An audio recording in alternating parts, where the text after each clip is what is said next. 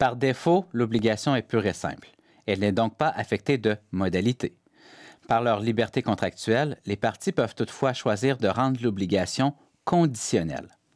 À ce sujet, l'article 1497 du Code civil du Québec établit que l'obligation est conditionnelle lorsqu'on la fait dépendre d'un événement futur et certain, soit en suspendant sa naissance jusqu'à ce que l'événement arrive ou qu'il devienne certain qu'il n'arrivera pas, soit en subordonnant son extinction au fait que l'événement arrive ou n'arrive pas.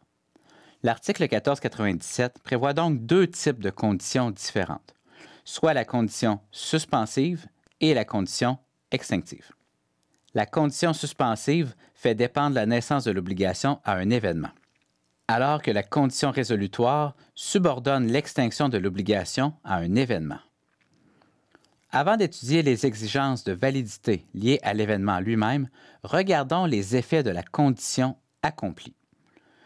Tout d'abord, l'article 1507 alinéa 2 énonce que la condition résolutoire accomplie oblige chacune des parties à restituer à l'autre les prestations qu'elle a reçues en vertu de l'obligation, comme si celle-ci n'avait jamais existé. Prenons un exemple afin d'illustrer cet effet.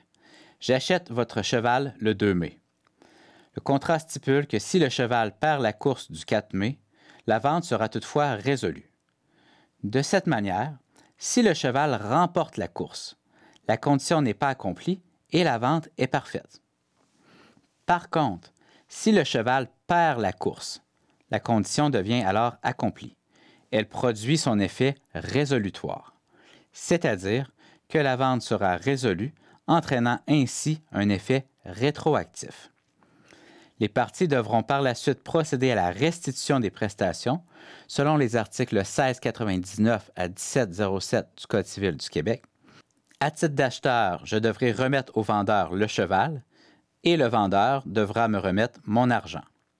Ainsi, en raison de l'effet rétroactif prévu à l'article 1506, je n'ai jamais été propriétaire du cheval. Regardons maintenant l'effet de la condition suspensive. L'article 1507, alinéa 1, établit que la condition suspensive accomplie oblige le débiteur à exécuter l'obligation, comme si celle-ci avait existé depuis le jour où il s'est obligé sous telle condition. Prenons un exemple afin d'illustrer cet effet. Le 2 mai, je m'engage à acheter votre cheval. Cette fois, à la condition qu'il gagne la course du 4 mai. Tant et aussi longtemps que le cheval ne remporte pas la course, l'obligation n'existe pas. Ainsi, en date du 3 mai, le vendeur ne peut pas exiger le paiement. Si le cheval remporte la course le 4 mai, la condition est alors accomplie.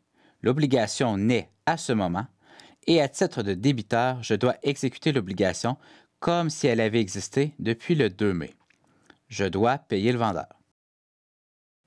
En raison de l'effet rétroactif prévu à l'article 1506, je suis propriétaire du cheval depuis le 2 mai, même si la condition a seulement été accomplie en date du 4 mai. Si le cheval perd la course du 4 mai, la condition ne se réalise pas et le contrat de vente ne se formera pas. Regardons maintenant les exigences de validité entourant la condition.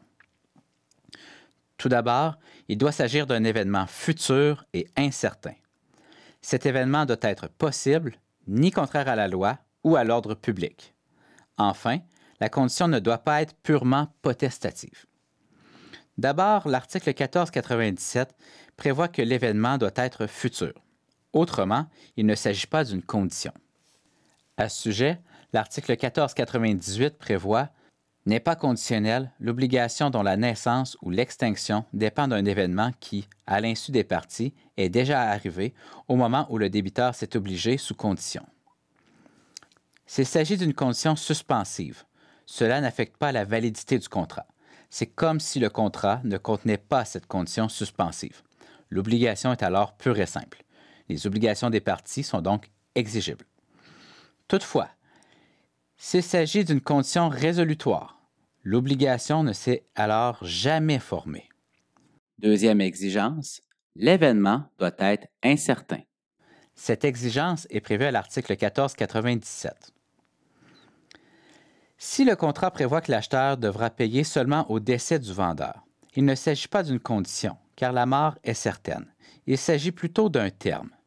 Toutefois, si le contrat prévoit que la vente sera résolue si l'acheteur décède d'ici 2 ans, il s'agit alors d'un événement incertain, car l'acheteur pourrait ne pas décéder pendant cette période. Troisième exigence, la condition doit être possible, ni contraire à la loi ou à l'ordre public. Ces exigences sont prévues à l'article 1499, selon lequel la condition dont dépend l'obligation doit être possible et ne doit être ni prohibée par la loi ni contraire à l'ordre public. Autrement, elle est nulle et rend nulle l'obligation qui en dépend.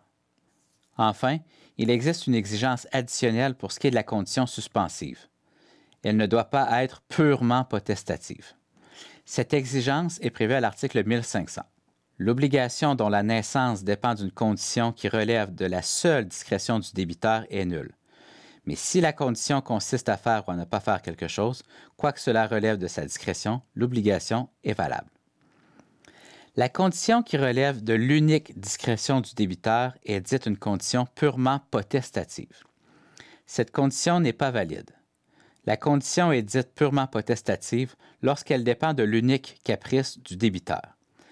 Je vais vous vendre ma voiture si je ne change pas d'idée. Je vais acheter votre piano si j'ai encore de la passion pour la musique.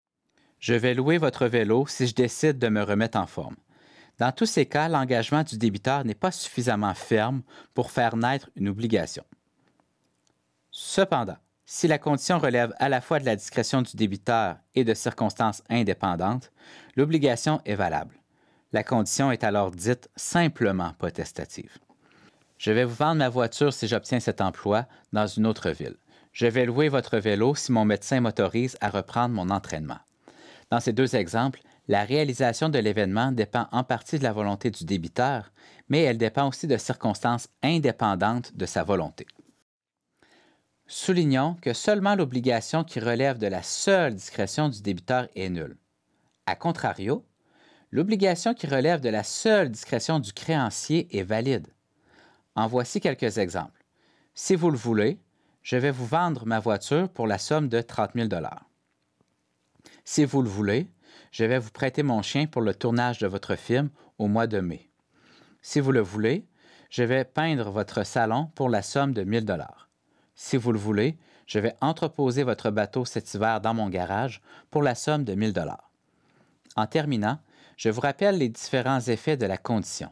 La condition suspensive accomplit valide la naissance de l'obligation, alors que la réalisation de la condition résolutoire anéantit rétroactivement l'obligation.